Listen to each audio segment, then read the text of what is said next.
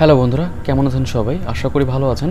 আজকে ছোট্ট একটা ব্যাপার নিয়ে কথা বলবো, যা সকল বাইকারদের জন্য বা বাইকের জন্য অত্যন্ত গুরুত্বপূর্ণ একটা বিষয়। সেটা হলো বাইকের টায়ার প্রেশার। আপনি আপনার বাইকের টায়ার প্রেশার কত রাখবেন, কম বা বেশি রাখলে কি হয় না হয়, সেই ব্যাপারগুলো আজকে শেয়ার করব। তো আপনি যদি আমার চ্যানেলে নতুন হয়ে থাকেন, বাইক রিলেটেড বিভিন্ন ধরনের ভিডিও পেতে চ্যানেলটি সাবস্ক্রাইব করতে পারেন এবং পাশে থাকা বেল বাটনটি বাজিয়ে দিবেন পরবর্তী ভিডিওর নোটিফিকেশন পেতে। তো চলুন বন্ধুরা, দেরি না করে শুরু করা যাক তাহলে।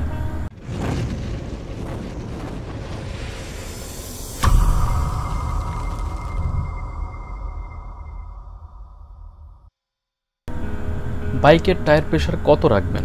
প্রথম কথা হলো, আমরা খুব কম সংখ্যক মানুষই জানি যে বাইকের টায়ার প্রেশার কত রাখবো। আবার আমরা কখনো সহজে জানার চেষ্টাও করি না যে আমরা যে বাইক ব্যবহার করছি সেই বাইকের টায়ার প্রেশারের নির্ধারিত পরিমাপ কত। তো আমরা অ্যাকচুয়ালি কী করি, বিভিন্ন গ্যারেজে গিয়ে বলি, ভাই আমার বাইকে হাওয়া দিয়ে দেন। তারা তাদের ইচ্ছা মতো বা তারা যে পরিমাণে হাওয়া দিয়ে অভ্যস্ত সেই পরিমাপে হাওয়া আমাদের বাইকে দিয়ে দেয়। আমি নিজেও এই ভোগান্তির শিকার হই মাঝে মধ্যে। নির্দিষ্ট একটা পরিমাপ বলে দেওয়ার পরও তারা বিভিন্ন পরিমাপে হাওয়া দিয়ে দেয়। পরবর্তীতে আমাকে ব্রেকিং এবং কর্নারিংয়ে বেশ ভোগান্তি পোহাতে হয়। তো আপনারা মোটরসাইকেলের টায়ার প্রেশার সবসময় অ্যাকুরেট রাখার চেষ্টা করবেন। এক্ষেত্রে সামনে এবং পেছনে কত PSI প্রেশার রাখতে হবে সেটি লেখা আছে আপনার বাইকের পেছনের চাকার আশেপাশে, কিংবা আপনার বাইকের যে ইউজার ম্যানুয়াল থাকে সেখানে দেখে নিতে পারেন। একটু চেষ্টা করলে হয়তো খুঁজে পাবেন। তবে বৃষ্টির দিনে ভেজা রাস্তায় টায়ার প্রেশার অবশ্যই একটু কম রাখুন, ভালো গ্রিপের জন্য।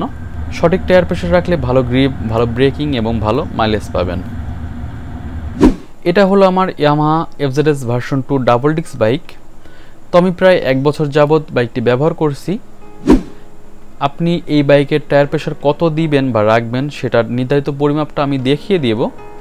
তো আপনার বাইকটির ডান পাশের সাইলেন্সারের গোড়ার দিকে টায়ার ইনফরমেশন লেখা থাকে। এখানে লেখা আছে ফ্রন্ট টায়ার বা সামনের চাকায় আপনি 28 PSI এবং রিয়ার টায়ার বা পেছনের চাকায় 33 PSI পরিমাপে হাওয়া দিতে পারবেন। তো বন্ধুরা, এখন আমাদের মনে প্রশ্ন জাগতে পারে, আমরা যদি কম বা বেশি হাওয়া ব্যবহার করি তাহলে কি ক্ষতি হবে? অনেকের এমন ভুল ধারণাও থাকে যে বাইকের চাকায় হাওয়া বেশি দিলে বাইক অনেক হালকা হয় বা কম থাকলে গ্রিপ ভালো হয়। তো এই দুইটা ভুল ধারণা নিয়ে আমি একটু বিস্তারিত কথা বলবো। প্রথমত হলো লো প্রেশার। অনেক রাইডারই মনে করেন যে টায়ারের লো প্রেশার বাইকে অধিক গ্রিপ দেয় এবং স্লিপ করার হাত থেকে রক্ষা করে।